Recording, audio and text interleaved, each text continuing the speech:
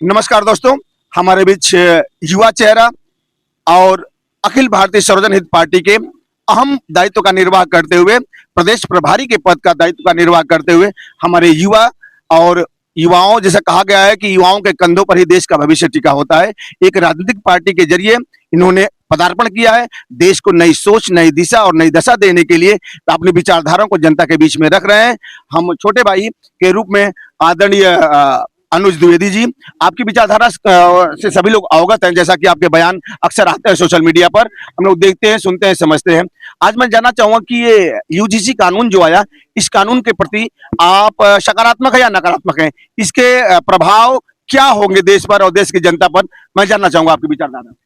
UGC कानून एक ऐसा कानून है जो हमारी देश की प्रगति को रोकने वाला कानून है। जातिगत जितने भी कानून बनेंगे वो कहीं ना कहीं हमारे देश की प्रगति को रोकेंगे। भाई जातियों में बटेंगे, लोग डाइवर्ट रहेंगे एक दूसरे की खिंचाई करने में। कहीं ना कहीं बच्चे पढ़ने जाते हैं वहां पे ये मानसिकता दोनों तरफ नुकसानदायक है, चाहे वो सबर समाज के बच्चे हों चाहे वो बैकवर्ड समाज के बच्चे हों। दोनों के लिए ये चीज हो जाएगी कि आप वहाँ स्कूल में जाते हैं तो हम पढ़ाई के लिए जाते हैं। भाई बच्चे हमारे स्कूल जो हम लोग भेजते हैं वो वहाँ पढ़ने के लिए भेजते हैं और ये कह के भेजते हैं कि बेटा लड़ाई नहीं करना। और एक कानून आप ऐसा ला देते हैं कि जिसमें घर से ही सोच के चलता है बच्चा कि देखो हमको अगर वो ऐसा कहेगा तो हम उस पर ये कानून लगा के और उसको समझा लेंगे। जबकि आपके जो कानून है उनमें मजबूती नहीं है। क्या उनमें आपके मजबूती अगर होती तो आप पहले वाले जो कानून है आपके और कानून है। भाई हमारे संविधान में कई ऐसे कानून हैं जो देश की रक्षा के लिए। या तो आप ये मान लो कि हमारा संविधान गलत है, आप या तो स्पष्ट कर दें कि भाई हम इस संविधान को मानते नहीं। अगर आप संविधान को मानते हैं तो एक नया कानून लाने की क्या जरूरत थी? कोई आवश्यकता नहीं थी इस कानून की, चाहे वो SC/ST एक्ट रहा हो। अब अगर मान लो उनके पास SC/ST एक्ट है, या तो हमको सवर्ण एक्ट दो, सबर समाज को, या तो सवर्ण एक्ट दो, और नहीं तो SC/ST एक्ट खत्म करो। अब जिस प्रकार से हमारे देश में वक्फ बोर्ड है तो सनातन बोर्ड होना चाहिए। भाई बराबरी तो होनी चाहिए ना, समानता का कानून चाहती है ना सरकार, समानता लाना चाहती है तो समानता कैसे आएगी? भाई एक तरफ अगर वक्फ बोर्ड दे रखा है तो दूसरी तरफ सनातन बोर्ड दो। नोटिस दैट, ये पॉइंट नोट करने वाली है। अगर आप संविधान के तहत देश को चला रहे हैं तो आप ध्यान दीजिए कि इस देश में हर तरह के लोग, हर जाति और समाज के लोग हैं, कह रहे हैं कि आप SC/ST एक्ट दे सकते हैं तो सवर्ण एक्ट क्यों नहीं दे सकते हैं? Note it. हाँ बिल्कुल, अगर मान लो आप अभी अभी एक कानून की बात करते हैं। हम 2014 से पहले ये सोच रहे थे कि हमारी एक सरकार आएगी, हम बहुत एक्साइटेड थे मोदी जी के नाम से, हर घर मोदी घर घर मोदी हम लोग नारा लगा रहे थे, बहुत पागलों की तरह लगे थे। सवर्ण समाज ने वो योगदान दिया है जो योगी जी, मोदी जी सदियों तक भूलना नहीं चाहिए था इनको। सवर्ण समाज ने जो सरकार बनाने में योगदान दिया है, जन बल धन सब लगाया, और क्या कहा कि हम डीजल पेट्रोल महंगा हो जाए लेकिन फिर भी वोट किसको देंगे? भाजपा को। ये सब नारे हमारे थे। हम लोगों ने कोशिश की कि एक 14 से पहले कष्ट में थे। हाँ ये कंफर्म है कि हिंदू परेशान था। जब परेशान था तो हमने क्या किया, फिर भाजपा की सरकार बनाई।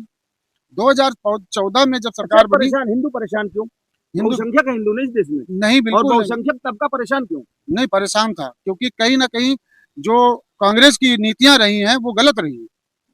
कांग्रेस ने हमेशा मुस्लिम की तरफ झुकाव ज्यादा रखा है।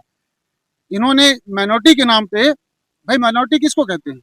अल्पसंख्यक तो उसी को कहेंगे जो संख्या में कम हो। अब अगर इस प्रकार से आप अल्पसंख्यक देखते हो तो 3% ब्राह्मण है, तो अल्पसंख्यक ब्राह्मण हुआ। OBC समाज हमारा, सभी अलग अलग करके देखो तो सभी कम है। अब अगर एक करने वाली बात है तो ना हिंदू और ना मुसलमान, दोनों चीजों को एक कानून ऐसा बनाना चाहिए कि भाई चारों तरफ बराबर होना चाहिए।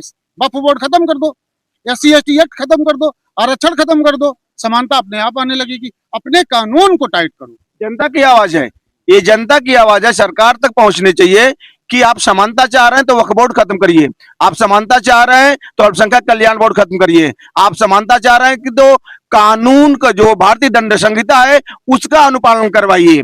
आप नए कानून लाकर उन कानूनों को अवहेलना न करें, उनका उपयोग करें। आपको अगर किसी को कोई अगर किसी का जान लेता है तो 302 307 धाराएं क्यों हैं? कानून के ही दायरे में आते हैं। आप उनका उपयोग सख्ती से लागू तो कराइए, जरूरत नहीं है यूजीसी चलाने की। मैं चाहूंगा एक शब्द में बताइए कि यूजीसी लागू हो या ना हो। बिल्कुल नहीं होना चाहिए, ऐसा कोई कानून लागू नहीं होना चाहिए जो समाज को बांटने वाला कानून है। जो चाह रहे हैं कि नहीं लागू होना चाहिए, फिर उनका जवाब क्या देंगे? मैं उनके लिए कहना चाहूंगा, भाई आप लोग भी शांति बनाए रखें और सरकार से दबाव करें कि भाई जो और कानून है उनको मजबूत करिए और एक नया कानून हमारे लिए, हमारे बच्चों के लिए क्या होगा। जैसे जिस बच्चे को हम पढ़ने के लिए स्कूल भेजेंगे, अगर गलती से गलत फंसाया जाएगा उसको, तो वो जेल चला जाएगा। जब जेल से लौट के आएगा तो वो क्या साधु महात्मा बन के आएगा? वो क्रिमिनल बन के आएगा, जो कि आपके समाज को भी प्रताड़ित करेगा। फिर आपको परेशानियां बढ़ेंगी। इसलिए इस कानून का समर्थन तो कोई भी ना करे। शिक्षा का मंदिर, विश्वविद्यालय शिक्षा का मंदिर कहा जाता है, वहां पर अपराध बोध न हो किसी छात्र के साथ, किसी बहन बेटे के साथ। ये संदेश दे रहे हैं हमारे प्रभारी जी और कह रहे हैं कि ये लागू नहीं होना चाहिए, विचार विमर्श करना चाहिए। अंततोगत्वा इसका परिणाम दुष्परिणाम देगा, समाज को बांटेगा। मैं एक और सवाल आपसे पूछना चाह रहा हूं। हम इस समय उत्तर प्रदेश की राजधानी लखनऊ में हैं और लखनऊ नवाबों की शहर कही जाती है, राजाओं की शहर लक्ष्मण नगरी कही जाती है। अब मैं बताना चाह रहा हूं कि ये 9 साल पूर्ण हुए योगी बाबा के। योगी जी के 9 साल बेमिसाल बताए जा रहे हैं। क्या इनका रहा है ये 9 साल, कैसा रहा है, कैसे आपको महसूस हुआ, क्या महसूस आप किए हैं? मैंने एक चीज महसूस की है, मौजूदा सरकार रही हो या पीछे जो और सरकारें गई हैं, हमने एक चीज देखी है कि जब हम सरकार में आने वाले होते हैं, जब हम वोट मांगने जाते हैं, तो हम क्या कहते हैं, या जैसे बच्चा क्या कहता है जब पढ़ाई करता है, तो वो कहता है मैं पास होऊंगा, यही तो कहता है। वो ये नहीं कहता कि शर्मा जी के लड़के के अगर 11 आएंगे तो मैं 12 लाऊंगा, ये कोई बच्चा नहीं कहता। क्या कहता है, मैं पास होकर दिखाऊंगा। और जब वो बच्चा कम नंबर लाता है तो क्या गिनाने लगता है कि पुराने वाले शर्मा जी के लड़के के आए थे 11, हमने 12 लाए। ये जब तक बंद नहीं होगा, आप क्या कह के आए थे कि हम पास होके दिखाएंगे, तो आप 20 नंबर की बात करें, हमेशा डाइवर्ट करने की कोशिश करते हैं। अभी हम कई चीजों में बात कर रहे थे लोगों से, तो लोग कह रहे थे पहले ऐसा था, उससे तो हमने एक सिलेंडर ज्यादा देना शुरू कर दिया, हमने एक सड़क ज्यादा बना दी। ये कोई समानता का जवाब नहीं है, ये कोई सही मुद्दा और कहीं सही जवाब नहीं है, ये जनता के लिए खुश करने वाला जवाब नहीं है। ये थोड़ी देर के लिए खुश किया जा सकता है, आपसी बहस में खुश हो सकते हो आप लोग, लेकिन जनता इन चीजों से खुश नहीं होने वाली। जनता उन चीजों से खुश होगी जैसे आपने कहा था कि आय दुगनी करेंगे किसानों की। आज की स्थिति में किसान भी देख रहा होगा क्या आय दुगनी हुई? नहीं हुई। आपने कहा था भ्रष्टाचार खत्म करेंगे, काला धन लाएंगे, जनसंख्या नियंत्रण कानून लाएंगे। योगी आदित्यनाथ जी के बारे में 9 साल बेमिसाल। योगी जी आदित्यनाथ जी अपना काम गिना है ना सरकार का, लॉ एंड ऑर्डर ठीक करना ये तो जिम्मेदारी है, वो आपने काम किया। लेकिन उसके अलावा विकास कार्य में जब भी हम प्रदेश सरकार से बात करते हैं तो वो केंद्र सरकार की योजनाएं गिनाना शुरू कर देते हैं। शिक्षा, स्वास्थ्य और पुलिस, ये 3 मूलभूत बहुत चीजें हैं, जरूरी है जनता जनार्दन के सुरक्षा को लेकर, उनके स्वास्थ्य को लेकर, उनके शिक्षा को लेकर। इस पर क्या कहेंगे योगी जी की सरकार? सबसे पहले शिक्षा से ही शुरू करते हैं। शिक्षा की कंडीशन पूरी जनता जानती है कि प्राइमरी स्कूल के अंदर, प्राइमरी स्कूल में पढ़ाने वाला व्यक्ति अपने बच्चों को जब एडमिशन नहीं करा रहा, तो स्थिति आपके सामने है। बिल्कुल आप देख लीजिए, जो प्राइमरी स्कूल में बच्चे को 80-90 हजार रुपए ले रहे हैं जो मास्टर, उनका बच्चा नहीं पढ़ रहा है उस स्कूल में, तो उसमें कहीं ना कहीं शिक्षा फेल है, शिक्षा व्यवस्था फेल है। अगर अच्छी होती तो वो भी पढ़ाता, क्योंकि अच्छा होता, पिता और पुत्र साथ में जाते स्कूल, पिता पुत्र साथ में स्कूल जाते, खर्चा बचता।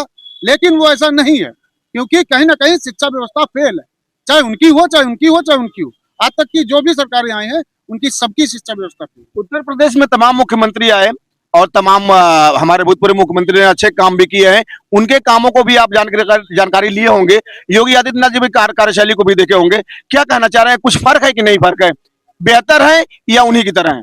अभी हमने क्या बताया, कोई 10 नंबर लाया था, आप 11 नंबर लाए।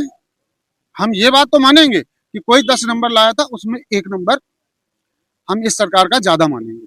बेहतर योगी जी की शासन सत्ता, योगी जी की कार्यशैली